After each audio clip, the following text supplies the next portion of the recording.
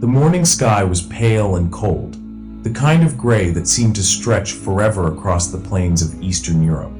A long column of soldiers moved slowly down a muddy road, their boots sinking into the earth. Trucks rumbled behind them. Armored vehicles growled like metal beasts as they rolled forward. For the young men marching in that column, the war had only just begun. The year was 1941. Europe had already been burning for 2 years, but now the conflict was spreading eastward in a storm of steel and fire. Vast armies were moving across fields, forests, and villages that had once known only the rhythm of farming and quiet rural life. At the front of the column, a group of soldiers walked with rifles slung over their shoulders. Their uniforms were dusty from days of travel. Some of them were barely out of school. They joked quietly to pass the time, though every now and then their laughter faded when artillery thundered somewhere in the distance. Ahead of them, tanks crawled along the road like armored giants. Their tracks crushed stones and churned the mud beneath them. The engines roared constantly, echoing across the open land. The war machine was moving forward. The first villages appeared before noon. Wooden houses stood along narrow streets. Smoke drifted from chimneys. Farmers watched nervously as the army passed through. Some stood silent in their doorways, unsure whether to greet the soldiers or retreat inside. The column did not stop long. Officers studied maps spread across the hood of a military vehicle. Orders were given quickly. Units separated, some heading toward nearby forests, others toward the open countryside beyond the village. The land seemed endless. Fields stretched to the horizon, interrupted only by small rivers and scattered trees. From time to time, aircraft appeared overhead, dark shapes against the sky. They flew low, their engines buzzing like angry insects. Every soldier knew what that sound meant. War was coming closer. The first explosions shattered the afternoon silence. Artillery shells struck the earth in violent bursts of smoke and dirt. The ground trembled beneath the soldiers' feet. Commands were shouted. Men scattered for cover behind vehicles and in shallow trenches. The battle had begun. Machine guns rattled across the fields. The sharp crack of rifles echoed between the trees. Somewhere in the distance, a tank fired its cannon, the blast rolling across the landscape like thunder. Smoke drifted through the air. Through that haze, infantry advanced carefully, moving from cover to cover. Some crawled through tall grass. Others sprinted across open ground while bullets snapped overhead. The battlefield was chaotic. Explosions flung dirt high into the air.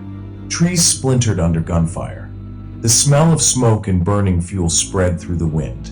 For many of the soldiers, this was the first time they had experienced combat. Fear tightened their throats. Yet training and instinct pushed them forward. War left little room for hesitation. By evening, the battle had intensified. Tanks rolled into the fight, their engines roaring louder than ever. Thick armor plates clanged under impacts from shells and anti-tank weapons. Some vehicles burned fiercely after direct hits, sending black smoke rising toward the sky. Armored divisions clashed across the fields. The sound was overwhelming. Metal grinding against metal. Cannons firing again and again. Tracks crushing broken fences and shattered carts. Infantry followed closely behind the tanks, using them as moving shields. Through binoculars, officers scanned the horizon for enemy positions. Orders moved quickly through radio signals and shouted commands. But war rarely followed plans. The terrain was unpredictable. Rivers slowed the advance. Marshes swallowed vehicles.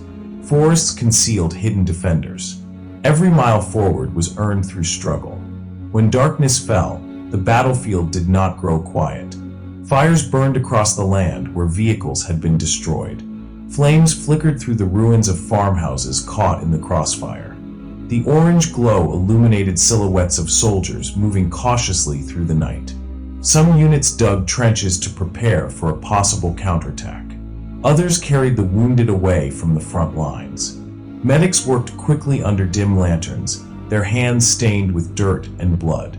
Stretcher bearers moved silently through the darkness. In the distance, artillery continued to rumble.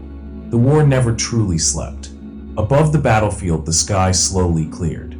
Cold stars appeared one by one. For a moment, the world seemed peaceful again, but the ground told a different story. Scattered equipment lay abandoned across the fields. Broken helmets, spent shell casings, and shattered rifles were half buried in mud. Smoke drifted slowly over the landscape. The cost of war was already visible. The advance continued eastward through forests and frozen villages. The weather grew colder with each passing day. Frost covered the ground in the mornings. Breath hung in the air like white clouds. Eventually, snow began to fall. At first it was light, barely noticeable. Soon it covered the roads and fields completely. Vehicles struggled to move through the deepening drifts. Soldiers wrapped scarves around their faces to keep out the bitter wind. The cold became another enemy. Engines froze overnight. Weapons jammed in the freezing temperatures. Supplies moved slowly along icy roads that stretched across hundreds of kilometers. Yet the fighting did not stop. Battles erupted near rivers, in ruined towns, and along forest edges where opposing forces collided again and again. Each side fought stubbornly for every position. As winter deepened, the war changed. The endless advance slowed. Resistance grew stronger. Counterattacks began to push back against the invading forces. Columns that once marched confidently forward now moved cautiously, often under constant threat of ambush. Tanks that had once raced across open fields now struggled through deep snow. The soldiers felt the shift. Fatigue weighed heavily on them. Months of fighting had worn down even the strongest units. Supplies were stretched thin. Many wondered how much longer the campaign could continue. But the war had become too large to stop. Millions of soldiers were now fighting across the vast front stretching from the Baltic Sea in the north to the Black Sea in the south. It was the largest battlefield the world had ever seen.